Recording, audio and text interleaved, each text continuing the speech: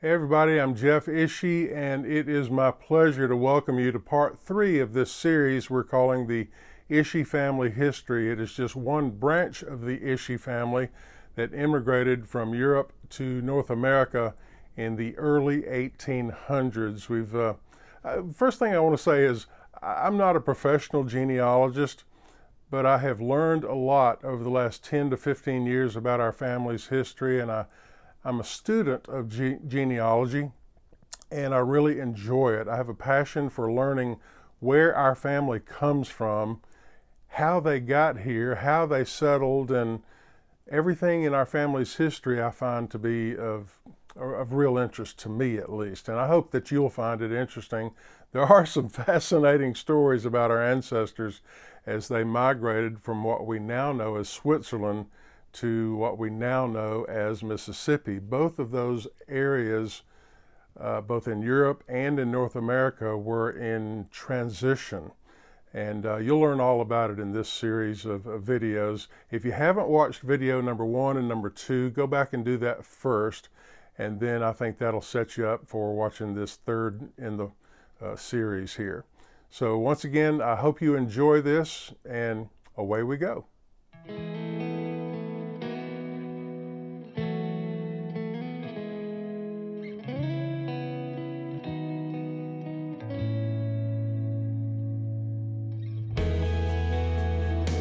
Welcome to part 3 of our history of the Ishee family. Hopefully you watched both part 1 and part 2 on the YouTube channel. That'll certainly help out in kind of bringing you up to date on the history of our family as it migrated from Europe to North America. So go back and watch videos number 1 and number 2, and then you'll be fully prepared, I hope, to watch part 3 of this series. Now, back in part 1, we did establish that our ancestors departed from what we now know as Switzerland in the year 1803. Family legend has it that we came from Germany. And make no mistake about it, our people were Germanic people and most likely spoke the German language. But you have to understand that this was a part of Europe at that time that was in serious conflict, with confrontations on a regular basis. There were wars breaking out every couple of years between Germany and France and Austria and Switzerland, and the area of our homeland was known at the time of our ancestors' departure in 1803. Officially, it was known as the Helvetic Republic. Today, it is known as Switzerland, about 10 miles south of the German border and just a few miles from the Rhine River. Now, it was a party of 9 Ishees, 9, not 3 as we were told in our family legend, but we found on the ship's passenger list there were a total of 9 in the party that set out from Oberpip and Rummelsburg, Switzerland, and they had everything they owned in 2 sacks. They traveled to Amsterdam, where they signed a contract for passage aboard the brig Commerce, and then the ocean voyage of the journey was covered in part 2 of the video series, and we know that they arrived in Philadelphia, Pennsylvania in October of 1803. Now, as we mentioned in the previous video, there were 9 members of our family aboard. In order, passenger number 81 and 82 were Ulrich Ishee and his wife Barbara, and then their 5 children. There was John, Jacob, Maria, Frederick, and Barbara. And then there was the elder couple, the grandparents, or parents if you will, Hans Ulrich and his wife Elizabeth. They were both in their 60s. Ulrich and Barbara were in their 40s, and then the children ranged anywhere from age 3 to age 19. John was the oldest. Now, this is an artist rendering of the Philadelphia waterfront around the year 1800. Philadelphia was a big city, and our family, they must have had some culture shock when they arrived in the so-called New World, but they were not alone. In fact, there was a lot of Germanic people in Philadelphia at this time. In fact, if you go there today, there's still a section of Philadelphia that they call Germantown. So what eventually happened to the ship Commerce after it debarked all of its passengers? Well, our research found a classified ad in the Philadelphia newspaper in December of 1803, and the ship was being advertised for charter to any port in England or Ireland or to a port in France that was not blockaded. And the ship was still under Captain Nathaniel Ray, and we presume the Commerce was soon headed back across the Atlantic Ocean to Europe for another load of either people or potatoes or whatever they could carry. Now, we briefly touched on this in the previous video, and I'd like to say that we firmly believe that our family were what we call redemptioners. Now, a lot of you might not be familiar with that term.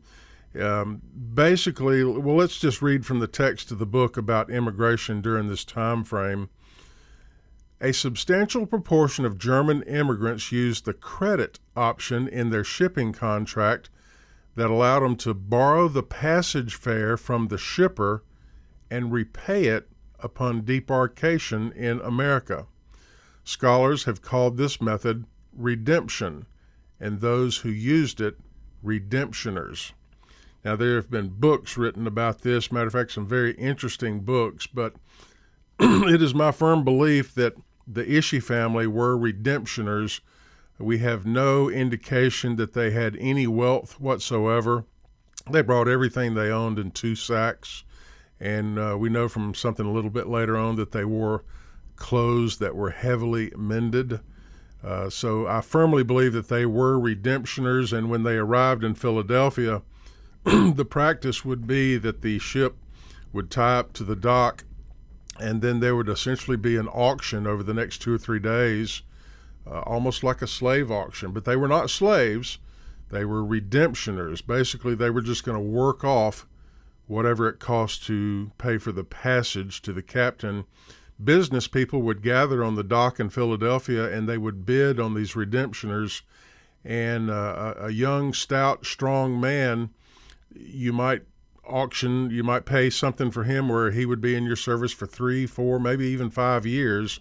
The average period was somewhere around 2 or 3 years.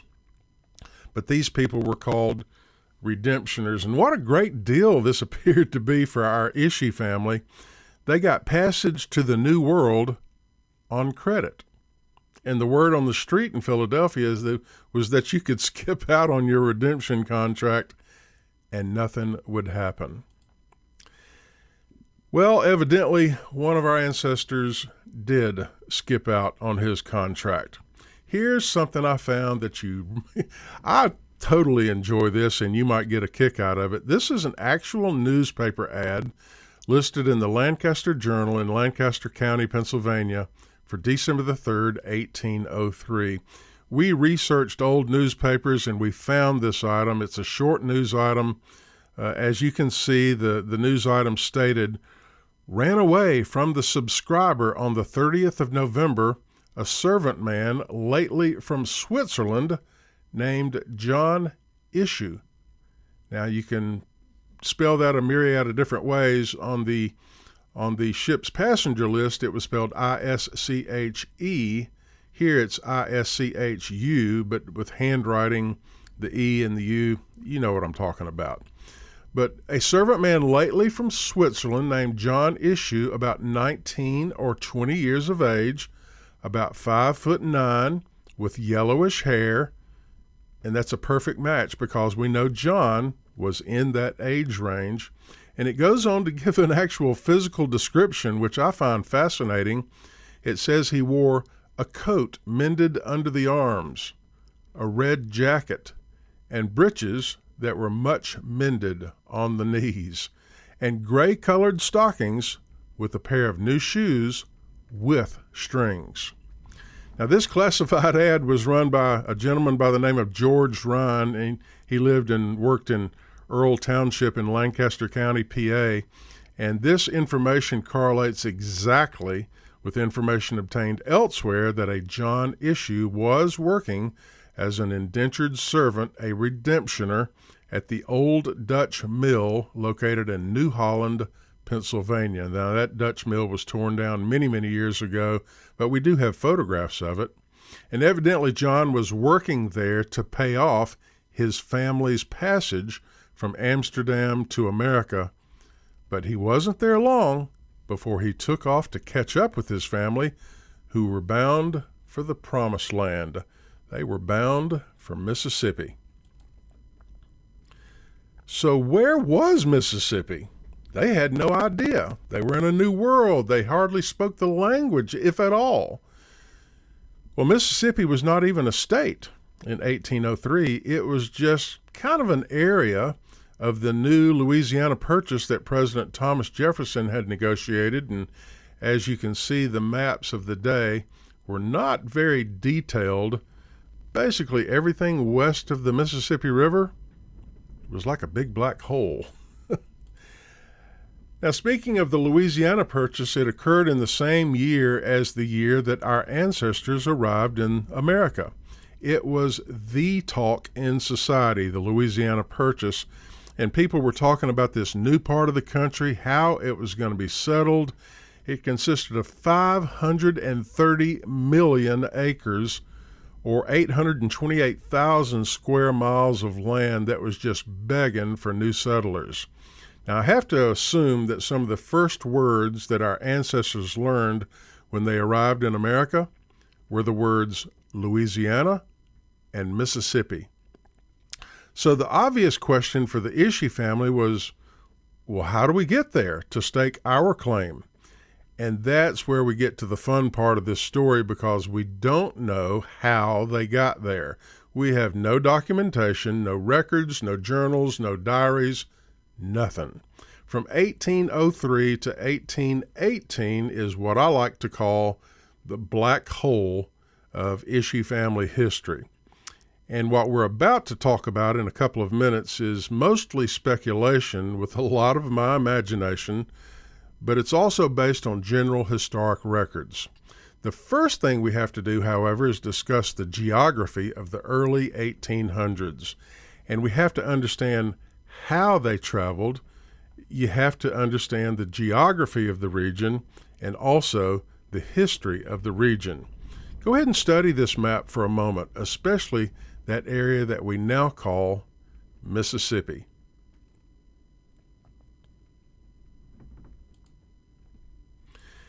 Now, this is a map of the Mississippi Territory in 1803. What you're looking at is currently known as Mississippi and Alabama. Can you see the basic shapes? You can see where the rivers kind of lead all the way down to Mobile Bay. I can just imagine the excitement for new immigrants as the word on the streets of Philadelphia was that there was plenty of free land with good soil, plentiful rains, and warm temperatures, really warm temperatures. In fact, I suspect our ancestors didn't have a clue as to exactly how warm it gets in Mississippi. But looking at this map, as a settler, you're thinking lots of creeks, lots of streams, lots of rivers, lots of river bottom land. This is going to be a great area to settle. Now, this is a map of the United States in the late 1700s, and as you can see, the western border of Virginia goes all the way to the Mississippi River, as does the borders of North Carolina, South Carolina, and Georgia. So the place where our ancestors would eventually settle near Bay Springs, Lewin, and Laurel, Mississippi, that was actually part of Georgia at the time. And some might even say Florida. The lines of the states were moving as the years went by. What an interesting map. Here's another interesting map. This is the region in 1817, and as you can see, only a handful of counties in Mississippi had been designated. Don't you just love old maps? They really bring history to life. I could study them for hours at a time. In a matter of 15 or 20 years, now Alabama and Mississippi are starting to take shape, and settlers are coming in. Counties are starting to take shape, and a very interesting map from 1817.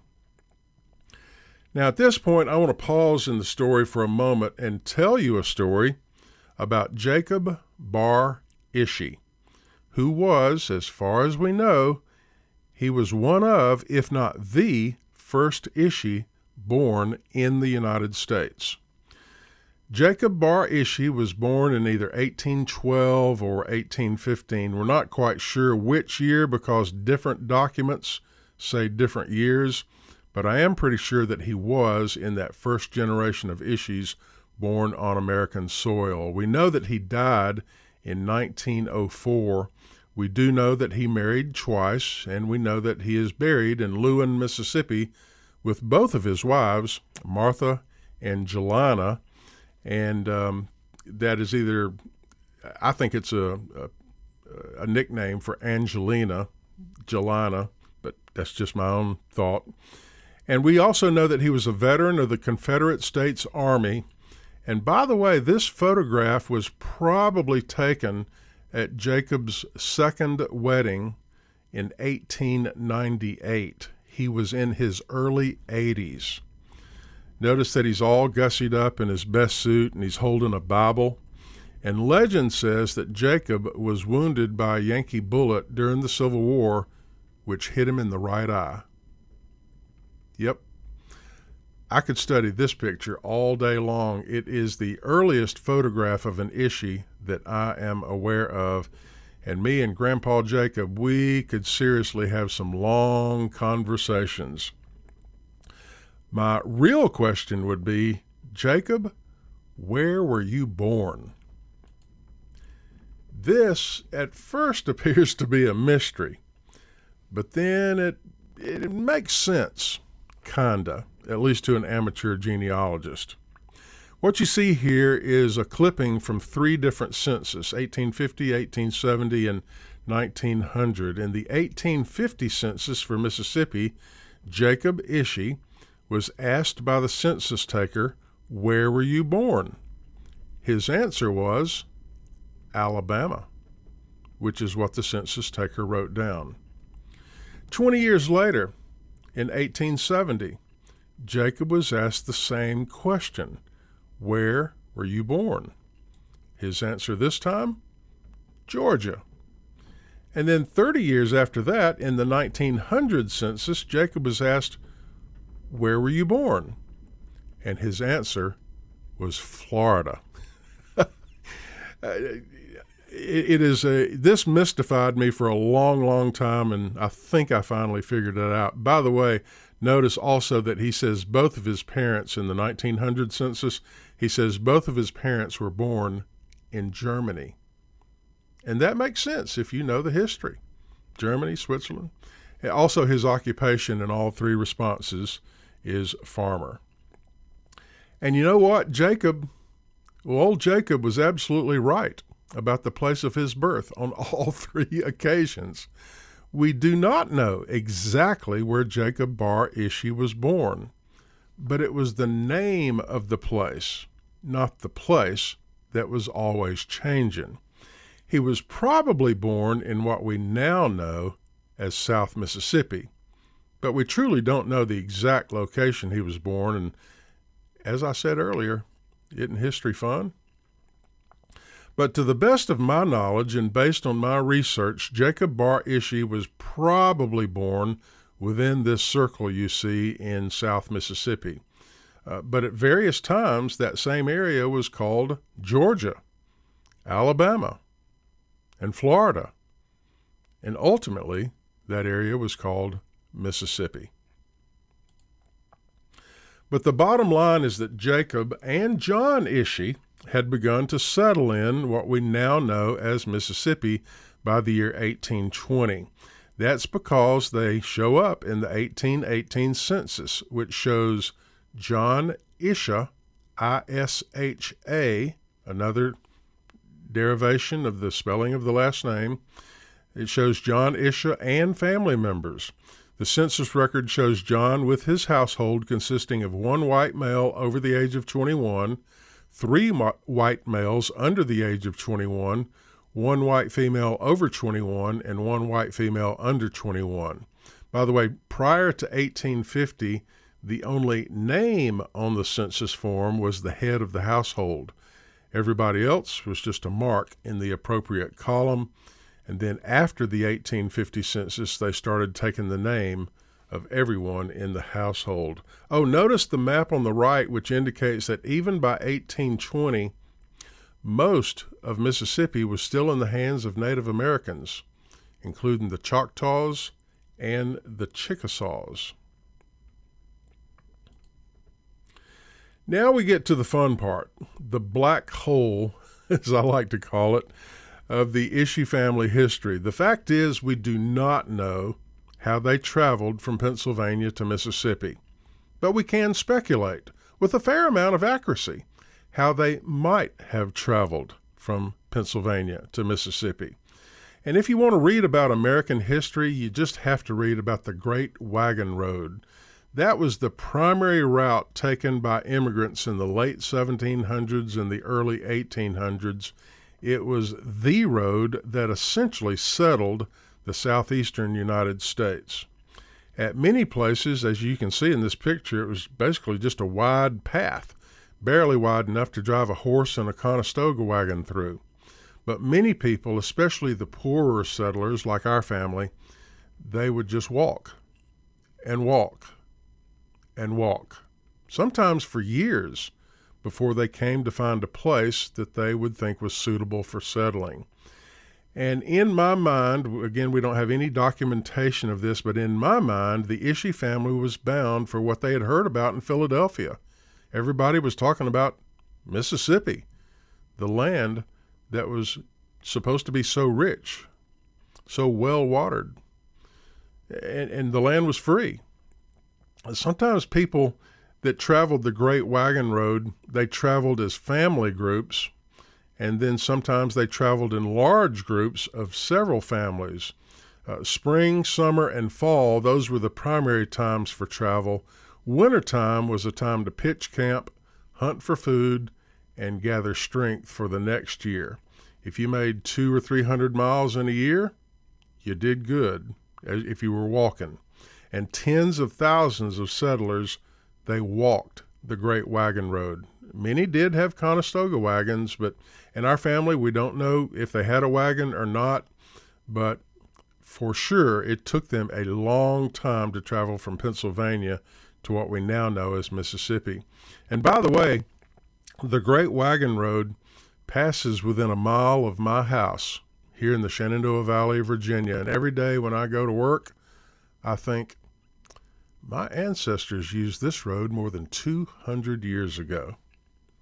It's a fascinating topic. Great books written about the Great Wagon Road.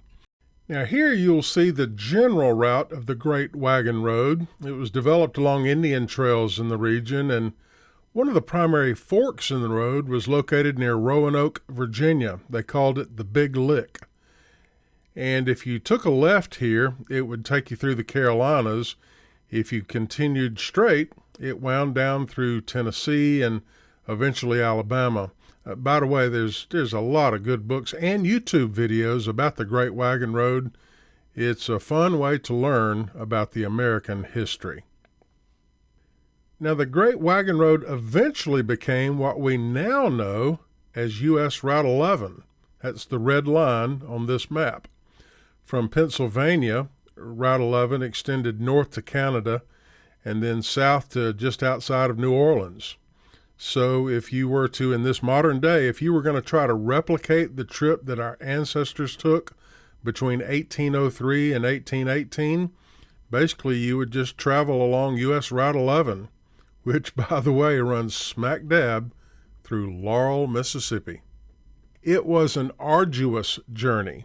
Keep in mind that our ancestors arrived in America with everything they owned in 2 sacks. They probably spoke very little English. They probably had little money, but somehow they were determined to make a new life in a new land. If they had to walk for 6 or 8 months, a year, for several years, so be it. And maybe they got lucky and went in with another family or two and they bought a wagon, which they shared. Maybe. We don't know. The journey was over 1,000 miles, and we don't have any record of the elderly Ishee couple surviving the trip. Sadly, they never show up in any documents after 1803. I suspect they were buried somewhere alongside the Great Wagon Road. Now, our modern society looks at this trip and saying, oh, I could drive that in a day or two, or I could fly that in 3 or 4 hours. But little do we as a modern society understand the fortitude it took for our ancestors to take this journey. They faced dark nights in the wilderness. They faced wild animals. They faced robbers who would take advantage of immigrants making this journey. And they surely had heard rumors about the attack of wild Indians the further south they went. And this is why I just call it the black hole of our family's history. We do not have any documentation for our family between the years 1803 and 1818. But we do know this. Our family made an incredible journey, either by wagon or by foot, all for the purpose of finding a new life in this new world. And everything they owned, they brought in 2 sacks. Now, soon after the Ishees arrived in South Mississippi, we lose track of everyone in the clan except for John, Jacob, and Fred. That's because men at that time were documented, while women and children were not. Family legend says that John and Jacob settled near Laurel, Mississippi, and it was said that Fred went north to Ohio and was never heard from again. John and Jacob were listed in several communities, all located near Laurel, and there are a few genealogical traces of Fred, but he did seem to relocate every so often, and Fred was a lot more difficult to trace. I imagine that our ancestors asked around when they reached this area of what we now call South Mississippi. They asked around for a place that they could settle. They wanted a place with good soil, worthy of growing good crops and raising healthy livestock. The ideal place would be near a spring. Places like Lewin, Bay Springs, or Laurel. And it was here that the Ishee family settled. And it was here where they would raise families and become citizens of the community. And it was where they would live and die. This is a photograph of the final resting place of Jacob Bar Ishee, the first Ishee that we know of born in the United States. He and dozens of his descendants are buried at the Lewin Cemetery. It was an incredible journey. They started out from Switzerland or Germany.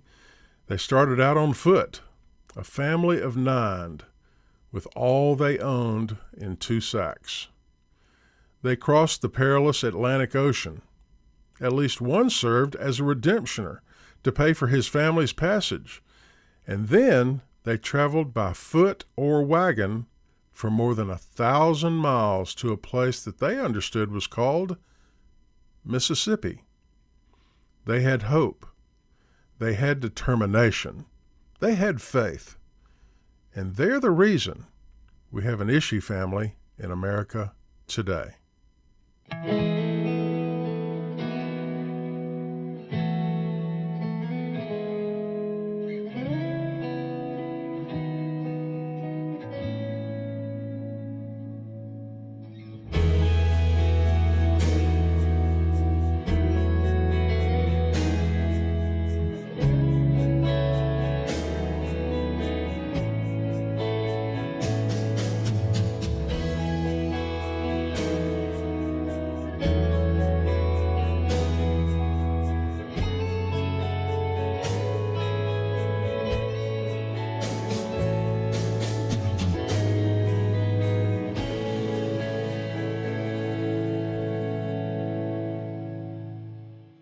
Well, I hope you enjoyed part 3 of the series that we're calling the Ishee Family History, and it has been a real honor for me to share this story. I know so many of our cousins, uncles, aunts, our extended family. We all have the family legend, but we don't have the facts of how our family got here and how they traveled and how they settled in what we now know as South Mississippi. It's been an interesting journey, both their journey and this journey of this video series, and I hope that we can continue it. I think in a future video we might talk about the migration patterns. The Ishee clan settled in south central Mississippi originally, but from there they migrated outward like all families do. So have no idea when I'll get to that video, but I will do it. And I hope that you'll study about our family history and also share our family's history. It's so important that our kids and our grandkids know where we came from and what stock we came from. I'm very proud of the Ishee ancestors in our family. They were tough people. They were hardy people. They were people of faith. They were people of determination. And the more I learn about them, the more I love them. Y'all have a great day.